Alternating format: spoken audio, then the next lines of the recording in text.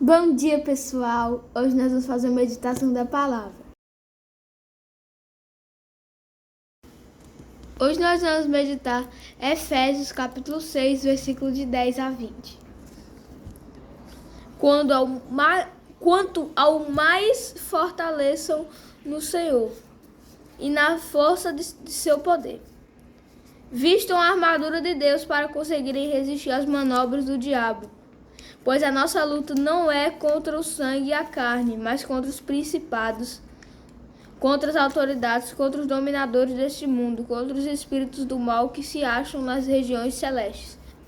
Por isso, vistam a armadura de Deus para conseguirem resistir no dia mau e permanecerem firmes depois de superar tudo. Fiquem firmes, portanto. Usem na cintura o cinturão da verdade, vistam a couraça da justiça, calcem os pés com a prontidão para o evangelho da paz, estejam com o escudo da fé, pois ele vocês conseguirão apagar as flechas inflamadas do maligno. E peguem o capacete da salvação e a espada do Espírito, que é a palavra de Deus.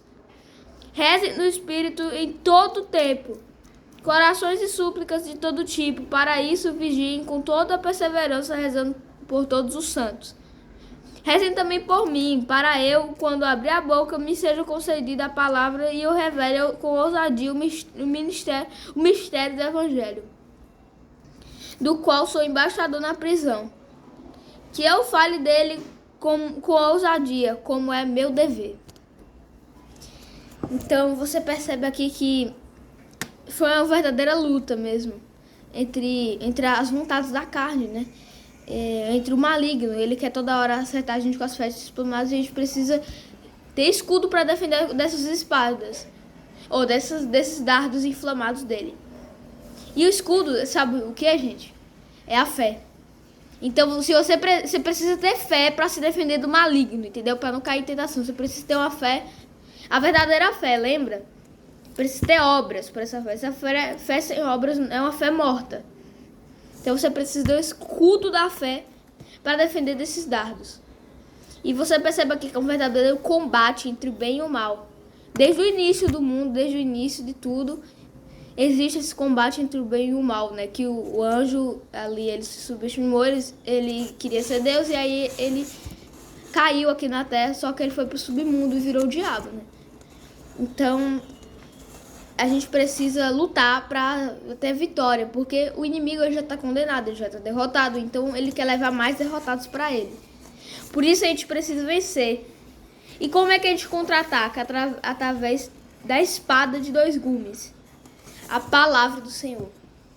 Então eu disse, leia a palavra para conseguir se defender das flechas. Leia a palavra, tenha fé. E a fé com obras, porque fé sem obras é uma fé morta. Então você tem que ler a palavra, você tem que ir na missa, você tem que se confessar e não cair mais em pecado, gente. O capacete da salvação que deixa os pensamentos da gente bons. Abra sua Bíblia em Salmos 7 e 18.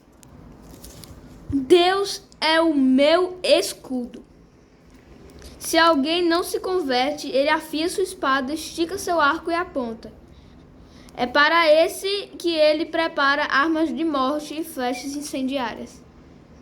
Então, você não pode ficar desprevenido. Porque você não se converteu, você não estiver com Deus, você está desprevenido na luta. É que nem cego em tiroteio. Você vai estar perdido e pode ser acertado com a flecha do inimigo. Então você precisa ter fé, porque se você tiver comunhão com Deus, você está vestindo a armadura. Então você tem um capacete da salvação, o escudo da fé e a espada de dois gumes, que você se defende também e contra-ataca. E essa luta, só para esclarecer, não é da gente, é do Espírito Santo em nós. E é uma luta muito grande, porque desde o início do mundo que tem essa luta, né? Porque eu já falei até isso antes. Que o anjo, ele caiu e virou o diabo lá embaixo, né, no submundo. Então nós temos que defender das flechas dele e dos derrotados que ele levou junto. Agora eu quero pedir uma licença de vocês. Eu vou usar um material que não é a Bíblia aqui para esclarecer, falar um pouquinho mais sobre esse conteúdo. Os cristãos e o Império Romano.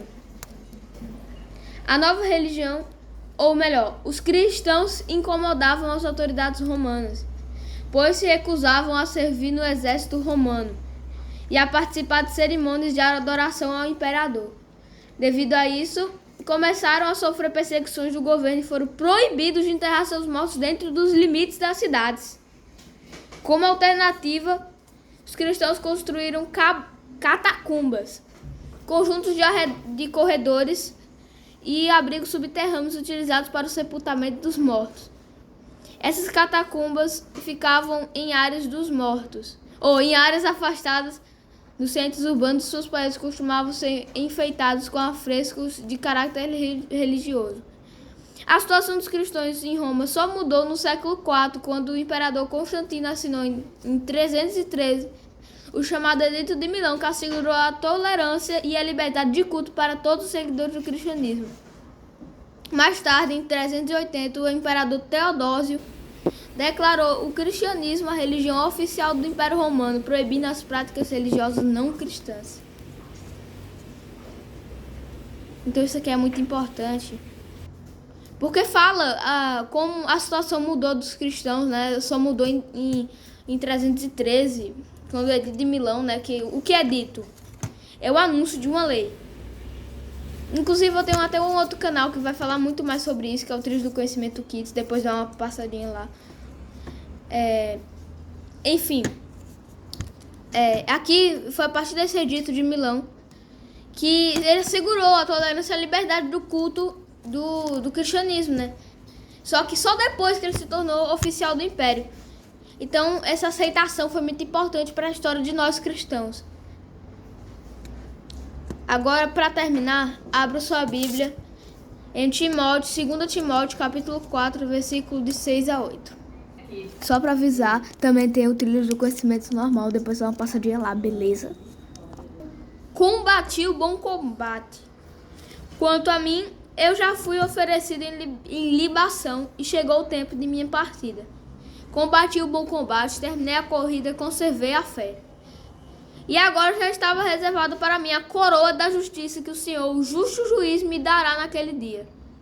E não somente para mim, mas para todos que estiverem esperado com amor a sua aparição. Então aqui conta o final da história dos cristãos. Aqueles que tiverem esperado com amor a volta de Jesus serão salvos. Então aqui está dizendo, minha gente, quanto é fácil pra gente hoje em dia dizer, eu sou cristão. Eu vou pra missa, mas eu não vou pra missa mesmo, sou cristão. Eu não leio a Bíblia e sou cristão. Eu sou cristão, mas não tenho obrigação de fazer isso, né? É só naquela época. O Novo Testamento também diz isso.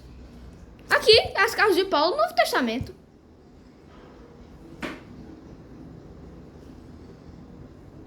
Aí, uma coisa. A palavra de Deus não é antiga, ela é viva e eficaz para todos os tempos. Então, se você é fácil dizer hoje em dia que você é cristão, mas naquela época o que os primeiros cristãos teve que sofrer não estava escrito. Aliás, estava escrito na Bíblia. Mas é muito sofrimento, gente.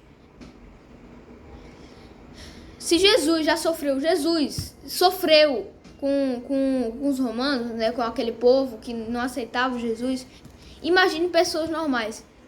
Pedro, ele se humilhou porque ele não aceitou morrer como Jesus, ele morreu de cabeça para baixo na cruz. Então, olha o que os primeiros cristãos tiveram que passar, e hoje em dia você, eu, dizemos, somos cristãos. Só que muitos de vocês, muitas pessoas ainda não conhecem Jesus, não conhecem a Bíblia, não lê a Bíblia. Então, você vê como é importante e forte essa palavra. A gente precisa ler a Bíblia, a gente precisa praticar as coisas de cristãos. Não precisamos ler a Bíblia. Então, eu espero que você tenha entendido e que Deus te abençoe em nome do Pai, do Filho e do Espírito Santo. Amém.